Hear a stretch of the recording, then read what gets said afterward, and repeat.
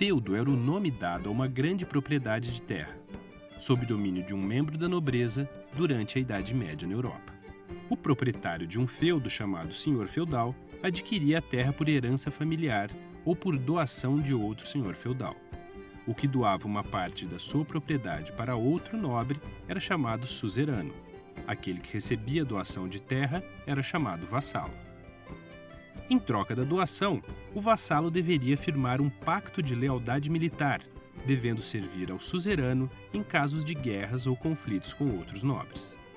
Para os nobres, possuir um feudo era uma das condições necessárias para fortalecer seu poder.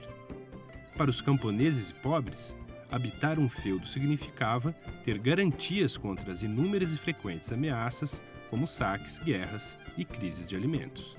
Um feudo estava estruturado em torno de um castelo, quase sempre murado como forma de proteção contra os inimigos. O castelo, centro do poder econômico e político na Idade Média, era também uma referência para os camponeses que se organizavam ao seu redor. Imponentes e bem estruturados, muitos desses castelos ainda existem hoje em dia e se tornaram atrações turísticas na Europa. Fora do castelo, mas dentro do feudo, ficava a aldeia dos camponeses que viviam na propriedade e tinham fortes vínculos com o senhor feudal.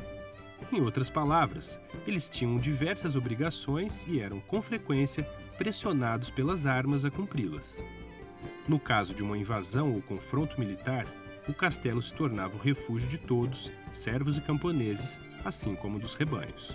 A vida cotidiana era profundamente marcada pelo tempo da natureza e pelo tempo religioso. A natureza ordenava a organização da agricultura e da pecuária, épocas para o plantio, para a colheita, para estocar alimentos, para cortar a lenha e realizar a manutenção das habitações. Essas imagens ilustram o livro escrito no século XV, intitulado As Mui Ricas Horas do Duque de Berry. Cada uma delas representa um mês do ano. Observe que as atividades agrícolas se transformam na medida em que os meses passam. Tanto no castelo quanto na aldeia havia a presença fundamental de um religioso que cumpria o papel de orientar espiritualmente a todos.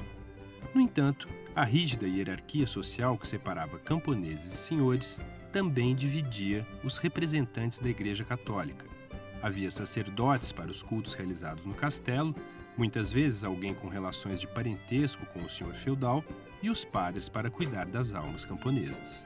A atividade militar e as tradições guerreiras eram fundamentais na sociedade feudal. O título de nobreza e as relações de suzerania e vassalagem eram um acordo de fidelidade no caso de confronto com outros senhores feudais. Por isso, um nobre deveria conhecer técnicas de combate e possuir armas de ferro, cavalos e fazer um treinamento constante para enfrentar os inimigos. Tudo isso era realizado ao redor do castelo feudal. A propriedade era dividida em 3 grandes áreas. As terras onde a produção agrícola era propriedade do senhor, o chamado manso senhorial, as terras onde os servos garantiam sua sobrevivência, o manso servil, e as terras comunais das florestas e campos. Por obrigação, os servos trabalhavam no manso senhorial em troca de proteção e do direito de habitarem as terras do feudo.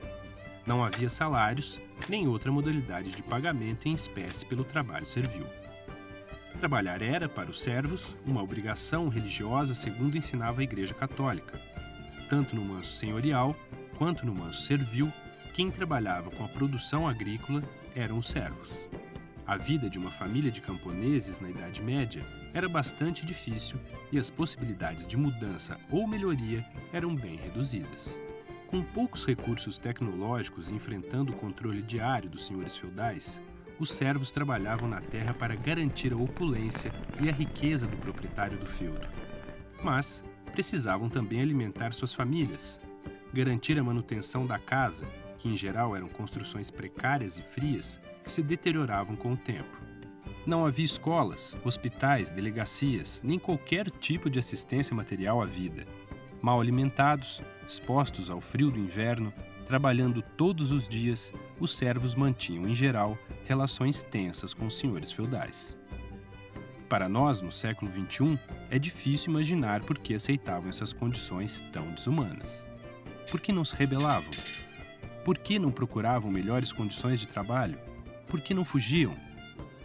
De fato, ao longo da formação do feudalismo, foram constantes as rebeliões e fugas de servos e camponeses contra as condições de trabalho nos feudos e a constante miséria a que estavam submetidos. Eles atacavam os senhores feudais e seus representantes, ateavam fogo às plantações ou simplesmente abandonavam as terras à procura de outro feudo ou de novas áreas ainda não exploradas. Muitos adquiriam uma vida de andarilhos, escondendo-se nas florestas e armando emboscadas contra as comitivas que atravessavam as estradas. A história de Robin Hood, um lendário nobre inglês que vivia na floresta de Sherwood, traz elementos importantes sobre o sentimento de injustiça dos servos contra certas práticas senhoriais. A exagerada cobrança de impostos, a violência excessiva e a intolerância com as solicitações dos aldeões de um feudo poderiam provocar diversos tipos de revoltas.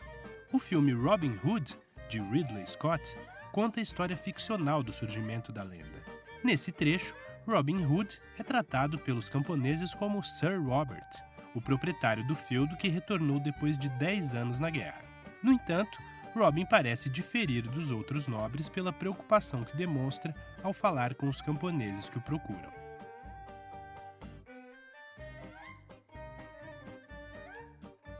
Apesar das rebeliões e revoltas camponesas, a condição de trabalho servil marcou a organização da sociedade europeia durante séculos. Segundo um historiador da Idade Média, Jacques Le Goff, a sociedade medieval se baseava em relações de dependência e pertencimento. A sobrevivência dependia de elos sociais duradouros. Estar em comunidade era estar protegido, participar de um todo reconhecido. Por isso, a condição do servo era não só aceitável, como desejável para um homem pobre na Europa medieval. Se ele não tivesse a proteção de um feudo, não estaria vinculado à terra, nem teria garantias para os seus descendentes. Aliás, um documento escrito no século VIII nos dá uma ideia das necessidades materiais de um servo.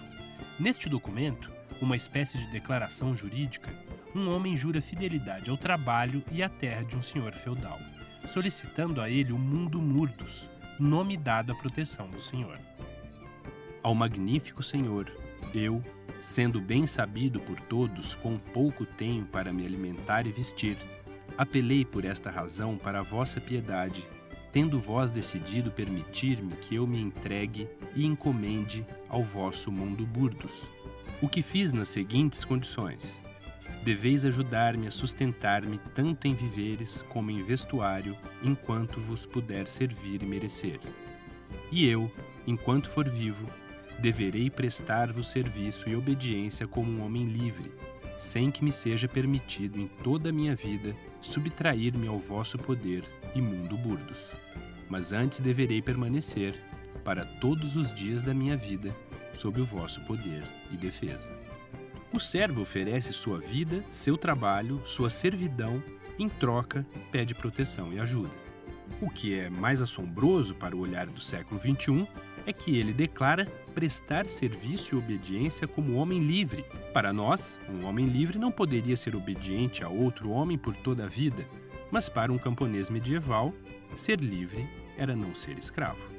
Era, portanto, na organização política dos castelos feudais e na organização do trabalho das terras que se estruturava a sociedade feudal. Os elos de uma corrente que ligava todos os indivíduos a um corpo social, uma sociedade hierarquizada, profundamente marcada pela força das armas e do pensamento religioso.